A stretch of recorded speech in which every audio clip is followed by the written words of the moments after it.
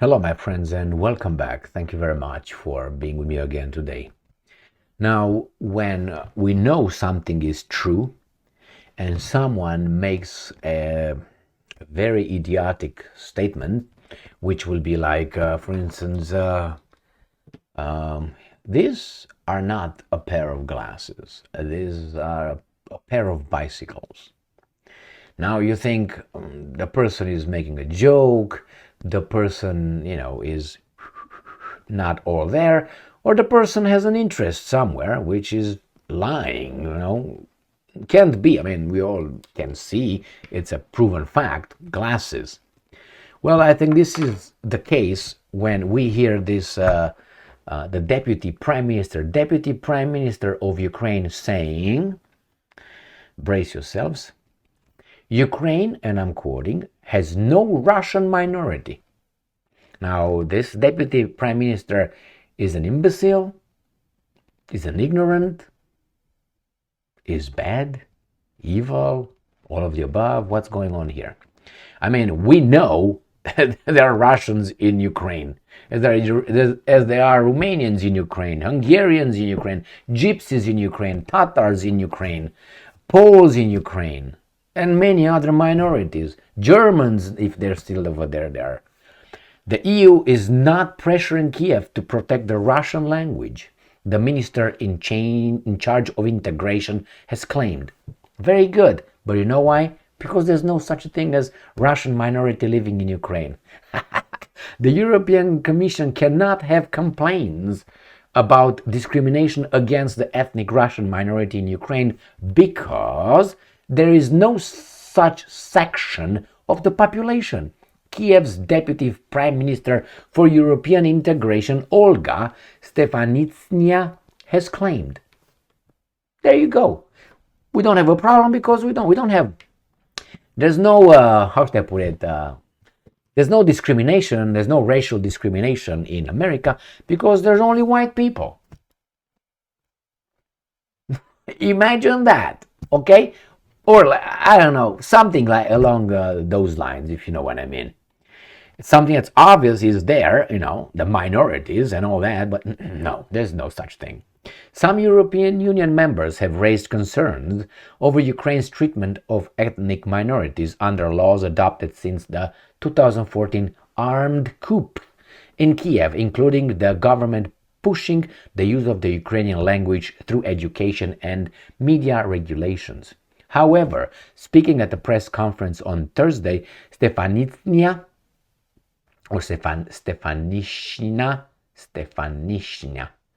insisted that, and I'm quoting again, there is no Russian minority in Ukraine. It does not exist. There is not a single judicially defined community identifying itself as a Russian minority. Maybe she's right somewhere. Maybe as a technicality, she's right. As I would say, for instance, or some would say in the United States of America, there's no Africans in the United States of America because there's no such a thing as African because it's African American, but there's no African, So if you hide behind technicalities, then that means you can make claims, but you know exactly what she means. And if there's some Russian minorities, what are they going to do with it? This or what? Anyway, she added that, and I'm quoting, when I want to, I speak Ukrainian, and when I want otherwise, I speak Russian. Stefanishina claimed she did not need permission to do that from the European Union or Moscow's, a pejorative term used by some Ukrainians to describe Russians. The politician further stated that officials in Brussels shared her stance. No surprise here. That see you next Tuesday stays on top of me. We have to change that.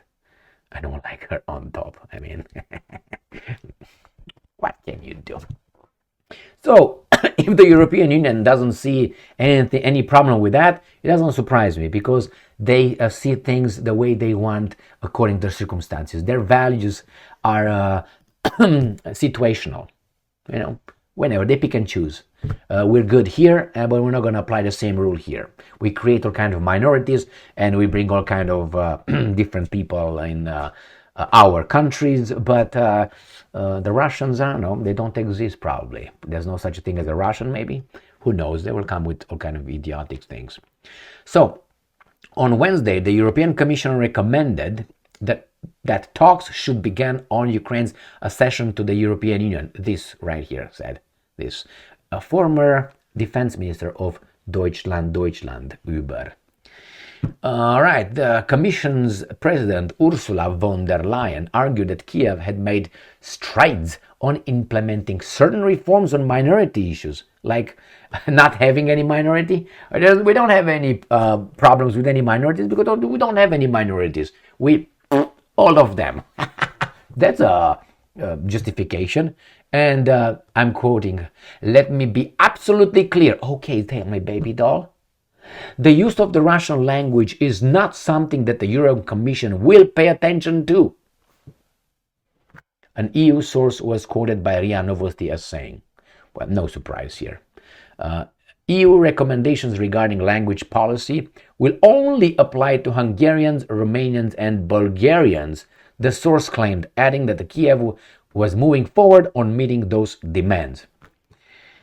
In a recent example of a language row, a Russian-speaking driver in Kiev was banned by a rideshare service operator after he rejected demands by two passengers to speak Ukrainian. A video on the incident went viral in late October and drew the attention of language ombudsman Taras Kremen, who vowed that the defiant driver will not escape punishment. Imagine someone, here in America, not wanting to speak English. What would you do? You don't understand him, right? But hey, you have translators, and these guys are doing everything possible to accommodate whatever language you speak.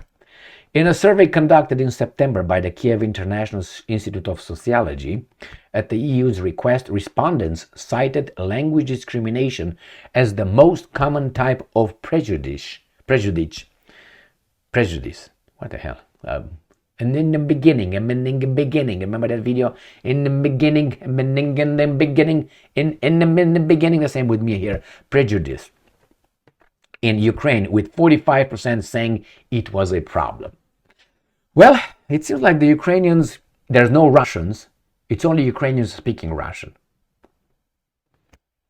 All right, my friends, you can choose to ignore this kind of things, like banning Russian media outlets and banning the Orthodox Church, certain denominations, or do all kind of hanky-panky, supposedly finding all kind of traitors within you and collaborators and arrest them and change them and all that.